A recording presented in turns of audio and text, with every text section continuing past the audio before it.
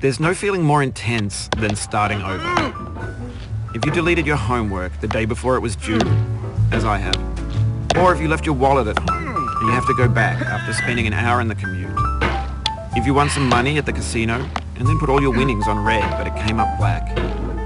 If you got your best shirt dry cleaned before a wedding and then immediately dropped food on it. If you won an argument with a friend and then later discovered that they just returned to their original view. Starting over is harder than starting up. If you're not ready for that, like if you've already had a bad day, then what you're about to go through might be too much. Feel free to go away and come back. I'll be here. Alright, thanks for coming with me on this trip. I'll understand if you have to take a break at any point. Just find a safe place to stop and quit the game. And don't worry, I'll save your progress, always, even your mistakes. This game is a homage to a free game that came out in 2002 titled Sexy Hiking. The author of that game was Jazzuo, a mysterious Czech designer who was known at the time as the father of B games. And B games are rough assemblages of found objects. Designers slap them together very quickly and freely, and they're often too rough and unfriendly to gain much of a following. They're built more for the joy of building them than as polished products.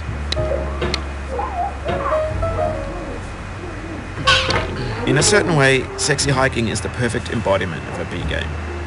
It's built almost entirely out of found and recycled parts, and it's one of the most unusual and unfriendly games of its time. In it, your task is simply to drag yourself up a mountain with a hammer. And that act of climbing, in the digital world or in real life, has certain essential properties that give the game its flavor. No amount of forward progress is guaranteed. Some cliffs are too sheer or too slippery. And the player is constantly, unremittingly in danger of falling and losing everything. Anyway, when you start Sexy Hiking, you're standing next to this dead tree that blocks the way to the entire rest of the game. It might take you an hour to get over that tree. A lot of people never go past it. You prod and poke at it, exploring the limits of your reach and your strength, trying to find a way up and over. And there's a sense of truth in that lack of compromise. Most obstacles in video game worlds are fake. You can be completely confident in your ability to get through them once you have the correct method or the correct equipment or just by spending enough time. In that sense, every pixelated obstacle in Sexy Hiking is real. The obstacles in Sexy Hiking are unyielding, and that makes the game uniquely frustrating. But I'm not sure Jazzuo intended to make a frustrating game. The frustration is just essential to the act of climbing, and it's authentic to the process of building a game about it. A funny thing happened to me as I was building this mountain. I'd have an idea for a new obstacle, and I'd build it, test it, and it would usually turn out to be unreasonably hard. But I couldn't bring myself to make it easier. It already felt like my inability to get past the new obstacle was my fault as a player rather than as a builder. Imaginary mountains build themselves from our efforts to climb them, and it's our repeated attempts to reach the summit that turns those mountains into something real.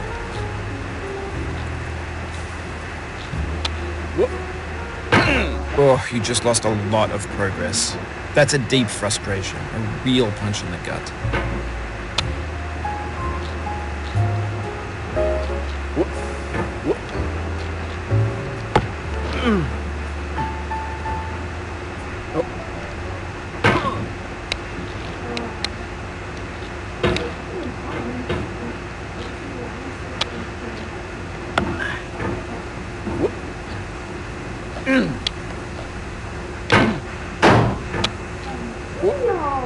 Oof, sorry about that.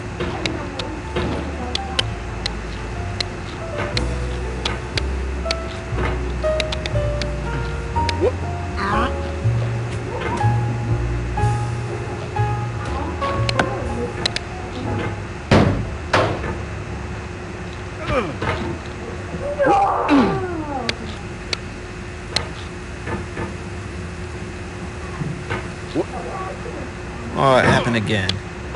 Keep on trying. Don't let it get to you.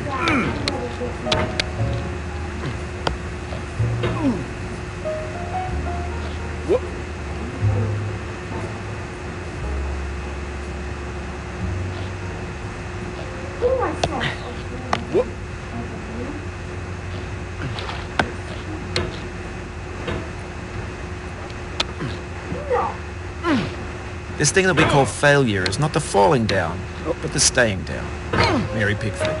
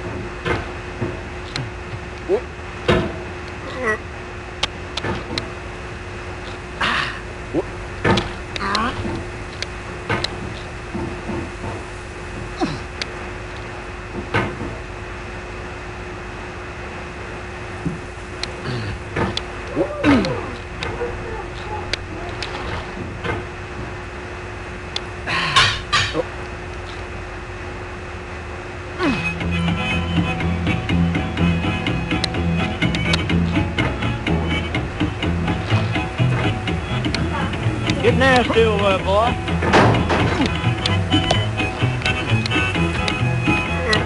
Going down the road feeling bad. I'm going down the road feeling bad. Going down the road feeling bad, and I ain't going to be treated this way.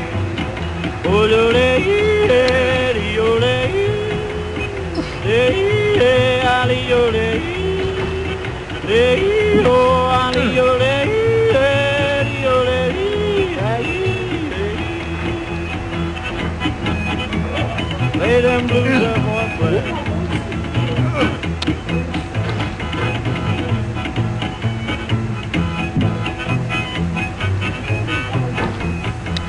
Down in the jail on my knees. I'm down in jail on my knees. Down in jail on my knees, and I ain't going to be treated this way. They feed me on cornbread and cheese. They feed me on cornbread and cheese. They feed me on cornbread and cheese, and I ain't going to be treated this way.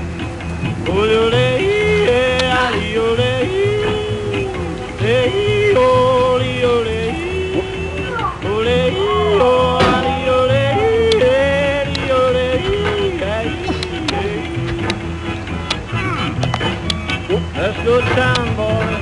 Hey, buddy. Oh, no, no.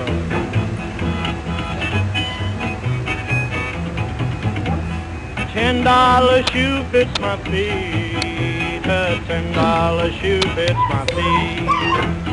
$10 shoe fits my feet, and I ain't going to be treated this way. Going where the weather suits my clothes. I'm going where the weather suits my clothes. I'm going where the weather suits my clothes, and I ain't going to be treated this way.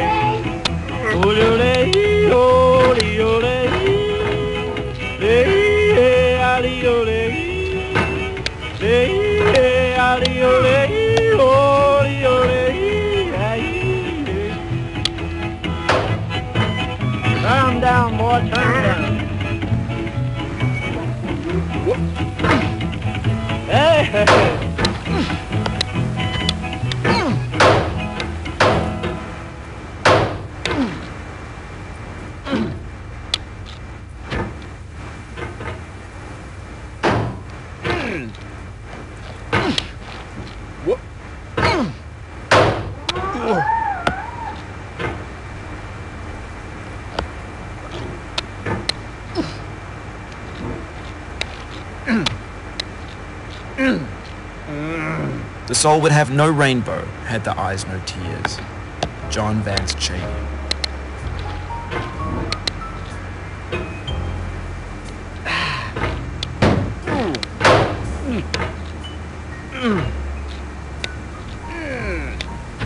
No.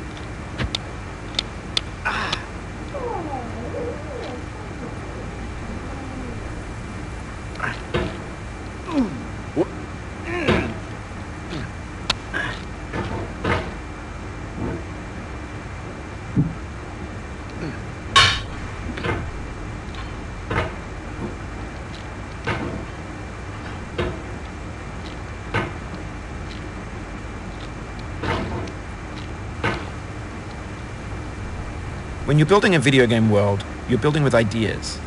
And that can be like working with quickset cement. You mold your ideas into a certain shape that can be played with. And in the process of playing with them, they begin to harden and set until they're immutable, like rock. And at that point, you can't change the world. Not without breaking it into pieces and starting fresh with new ideas.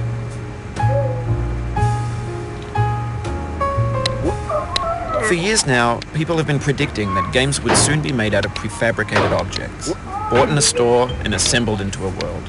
And for the most part, that hasn't happened, because the objects in the stores are trash.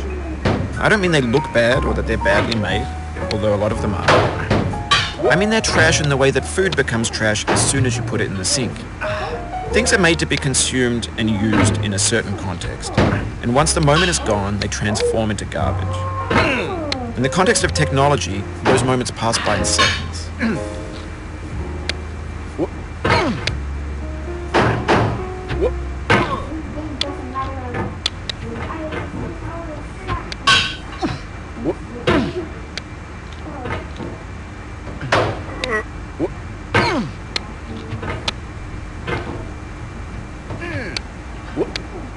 Oh, no.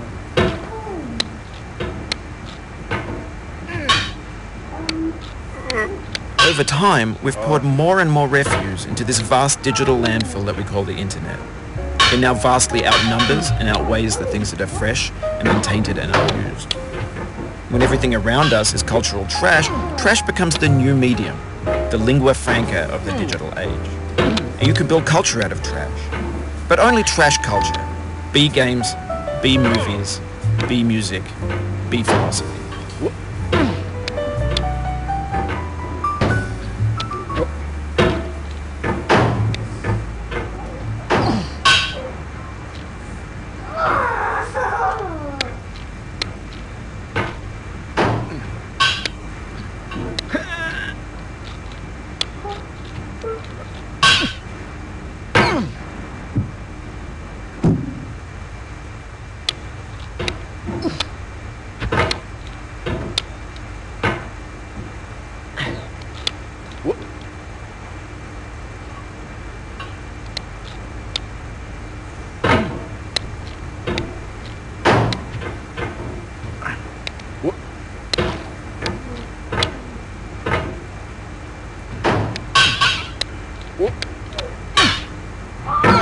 The pain I feel now is the happiness I had before.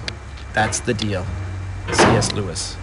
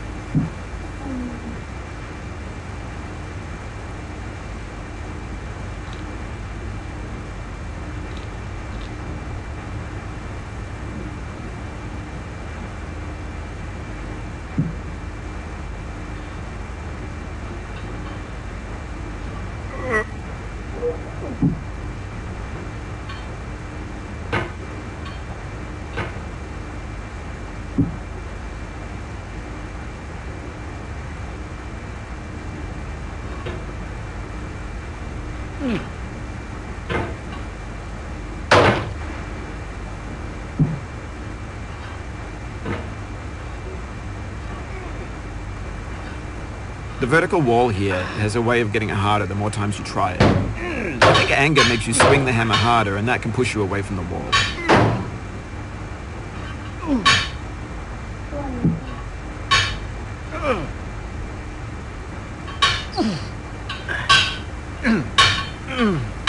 Maybe this is what digital culture is.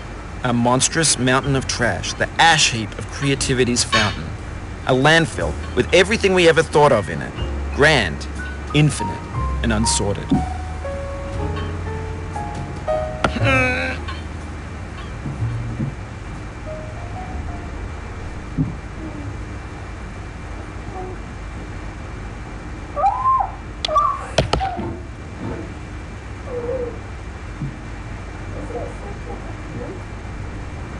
There's 3D models of breakfast, Gen X's fanfic novels, scan magazines, green screen Shia LaBeouf, banned snuff scenes on LiveLeak. Facebook's got lifelike bots with unbranded adverts and candid shots of Kanye and Taylor Swift mashups, car crash epic failed GIFs, Russian dashcam vids, discussions of McRibs, discarded, forgotten, unrecycled, muddled, rotten, untitled. Everything's fresh for about 6 seconds, until some newer thing beckons, and we hit refresh. And there's years of persevering, disappearing into the pile, out of style, out of sight.